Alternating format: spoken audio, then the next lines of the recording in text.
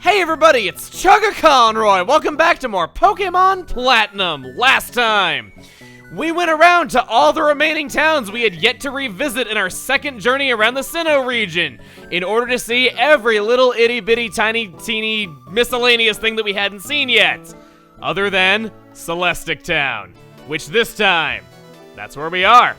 This is it, the final town to revisit in our second journey. It's been a long road getting here, but after you have done all that we have done, we may talk to Cynthia's grandmother. Well, hello, you look good. I did some research of my own since that spot of trouble last time. Mount Coronet's acting up had me very concerned, too. Well, this is what I found in the shrine. It's a book, and it's quite old. Let me read a bit to you. The bearer of the shining adamant orb summons Dialga to the spear pillar. The guardian Pokemon of time will answer the call. The bearer of the shining lustrous orb summons Palkia to the spear pillar. The Pokemon that binds the spatial dimensions will answer the call. It seems the people of long ago met both Dialga and Palkia, the Pokemon of time and space. She tells you about that. But even beyond that, we are able to go into that shrine, cave, hole, effigy type thing that there is to Dialga and Palkia in the center of town. And upon checking the inscription that Cyrus wished to destroy back on our first visit, look who greets us for having interest in history! If that's not a reason to pay attention to history class, I don't know what is. This cave painting, it's always been described this way. The light in the center represents either Dialga or Palkia appearing at the spear pillar. The three lights that surround it were thought to be Uxie, Mesprit, and Azelf. May I continue? Please do. But then I realized there may be another way of interpreting this. Could this triangle of lights actually represent a different trio? Could they be Dialga, Palkia, and Giratina instead? And the large light at the center, does it represent something else? Could it be what created this world of ours? May I continue for a little bit longer? Yes, yes, yes! Thank you for listening to my theory. Do you know of the ancient plates they find all over Sinnoh? One of them had this engraved on it. Two beings of time and space set free from the original one. I think this quote too points to the presence of another Pokemon. A Pokemon even more powerful than Dialga or Palkia. Does that sound plausible to you? I'm not quite sure how Giratina fits into this scheme of things, but it's said that in the Distortion world, neither time nor space were stable. I think that tells us something about Giratina, the only Pokemon there. It must have been as powerful as Dialga and Palkia, the rulers of time and space. In some way, though, Giratina has to have a power opposite of theirs. I'm sorry this is so long. Yes, please say the last little bit! A long time ago, I wonder what sort of person painted this. Dialga's Roar of Time, Palkia's Spatial Rend. To people back then, those Pokemon must have appeared to rule over time and space. Seeing them must have shaken the people to their very core. This painting represents those feelings of awe, wonder, and everything else. It passed that memory to countless people, eventually becoming a myth. That's what I believe as a researcher of myths. I think I let myself get carried away and talked for far too long. I'm sorry, and thank you. Let's meet again. Now that we have heard about the origins of time and space, and been told that there is a way to make Dialga and Palkia appear at the spear pillar, let's climb Mount Coronet one more time. You might recall that there was a certain chamber within Mount Coronet where we could use Waterfall, and I was waiting to explore it for later. Let us now see what is there. Also, you need a heck of a lot of HMs to get up here, so come prepared for that. You're not just my escalator anymore, Derpidius. You're my water escalator. Inside of this chamber, we find an adamant orb, a lustrous orb, and a stone plate. The final of the plates scattered around Sinnoh. The powers of plates are shared among Pokemon. Now onto the spear pillar itself. I highly suggest that you save before moving forward. For after doing all this, atop the spear pillar, is this portal. On the other side of the rift, in a fantastically bizarre place, it's Dialga. Will you challenge Dialga?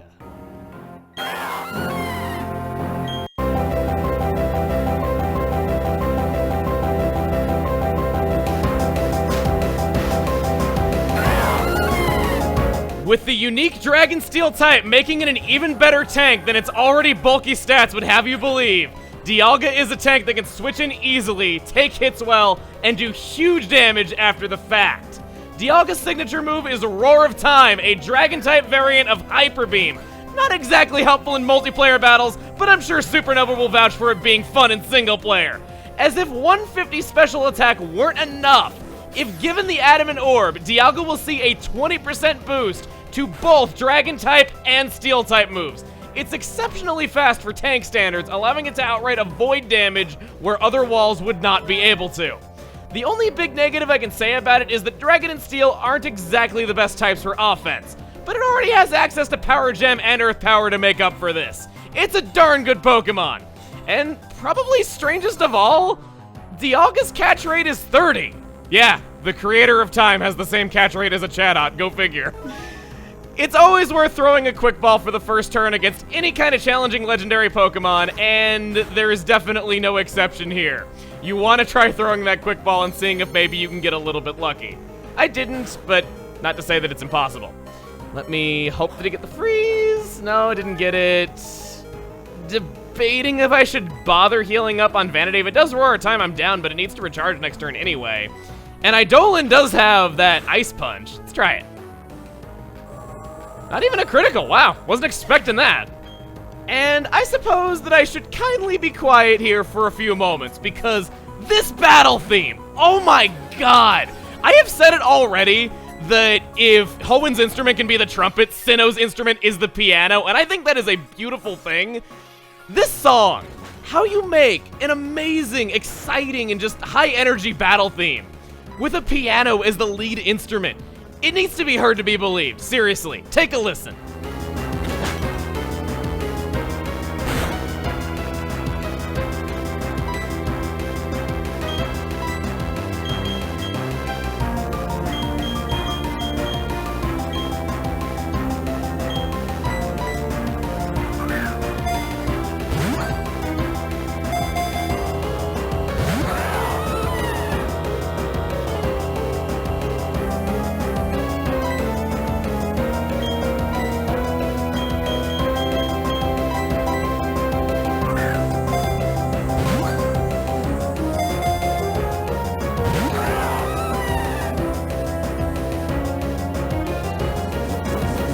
And there's the Roar Time once more. I'm a little surprised I'm having this much trouble catching it. I know that that sounds incredibly stupid to be saying after the luck that I have had, but if I could get Regigigas in only a few turns, you one-shot Eidolon. Oh boy, that's actually kind of problematic. Scythe, I guess you're next. You don't have False Swipe anymore, but I brought you along just in case I needed you because of your high damage. I don't think you have anything here that, well, I'm gonna go for a Leaf Blade. It's quad resisted, but it's worth a try if only to make things a little bit easier. That was a critical hit! If I did not already sway you on Dialga being a tank, oh boy. Let's try Great Ball. Matching those color schemes once again. Maybe it will for once work out for me. Not even a shake, whoa. What is your next attack? Another Roar of Time! Oh, man. Okay. It used up 2 PP against Eidolon. That means that it's got 1 left if it did it once against Vanity, once against Scythe. If it does it again, I'm in trouble.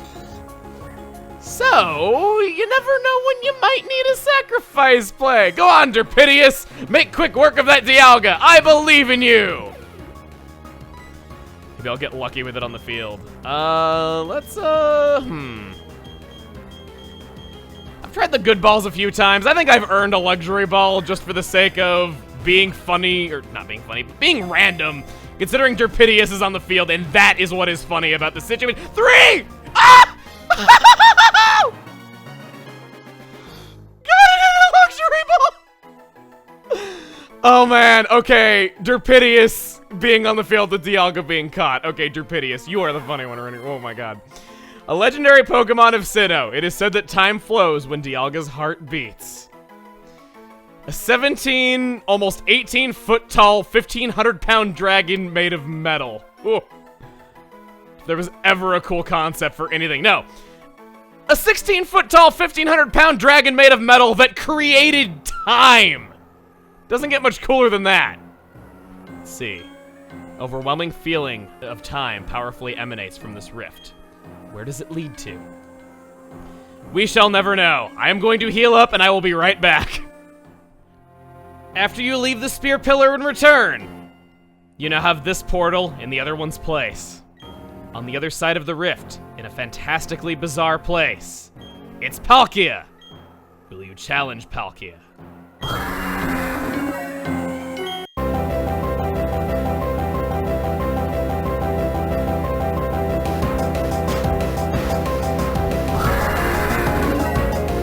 Palkia is a force to be reckoned with. It is one of the greatest mixed attackers of all time, and its stats beautifully back up its more offensively viable type that also manages to only be weak to Dragon here. Palkia's signature move is Spatial Rend, a 100 power special Dragon type move with a high critical hit ratio. When it's equipped with a move that powerful and has 100 speed with Dragon as its only weakness, it's hard to say that I thought I got it in only the quick fall. It's hard to say that Palkia even has a weakness at all in the situation. The only Dragon types with higher speed than Palkia are Salamence, Latios, Latias, and Garchomp. Palkia is able to 1 or 2 hit dang near anything that exists if it's given the Lustrous Orb. It sees a 20% boost to Water and Dragon type moves, making it the counterpart to Dialga's Adamant Orb. Quite honestly, this is the first Pokemon we're fighting that I don't think has a single flaw to point out. It is probably the single most powerful Pokemon you will fight in all of Sinnoh. It's that good. However, I do wish it looked a little bit more threatening to match its appearance. I guess to be fair, when you look like something rather questionable in your back sprites, I think they kind of take pity on you and making you one of the most powerful beings in the entire universe. Vanity's not having the best run here. I don't have any more Hyper Potions, actually. Full restore! Let's do some overkill. Let's wait for that to heal up. I want to chuck some more Pokeballs at it. It's taking so little damage from that Ice Beam. I honestly thought it would do more. I'm only 6 levels below it. And even though I'm not getting the same type of attack bonus out of my Ice Beam, here it comes! I'm sorry, but when it calls it a fantastically bizarre place or whatever it says, and it seems to be a dimension of nothing but pink with bubbles floating in it, and that's how Spatial Rend looks, I'm sorry, it just looks kind of funny to me. There's that heal block, yet another thing that makes it kind of awkward to fight, making it so that you can't heal HP on whatever Pokemon is currently out. Vanity, if you could freeze it right about now. Nope, there's my last Ice Beam. All right. It's got a lot of health, it quad resists water, so there's no reason attacking it with that. Let's try a Heal Ball. Let's see if maybe I can get one time in this entire series where I match a color scheme to a legendary Pokemon. 1, 2, 3! Yahoo! So much for really powerful Pokemon, an incredibly hard boss fight. Whoa! I know its catch rate is only 30, so it's not that big of an achievement or that big of a surprise that it catches that quickly, but in a Heal Ball, I wasn't expecting that. A legendary Pokemon of Sinnoh. It is said that space becomes more stable with Palkia's every breath. Can I point something out? Why is it that half the time spatial is spelled with a C and the other half of the time it's spelled with a T? I've never understood that. And it's within the same text that it does that, because it's Spatial Rend with a C, but Spatial Pokemon with a T. I personally read that as Spatial when I was a kid, which sounds like it is belonging to a spatula or something like that, but it's just kind of weird. So, with those two out of the way, Cynthia told us that the plates speak of an original one that Dialga, Palkia, and Giratina all spawned from. But no matter what we do atop the Spear Pillar, no such Pokemon will appear. But that is not to say that such a Pokemon does not exist. We have collected all of those plates that speak of its existence.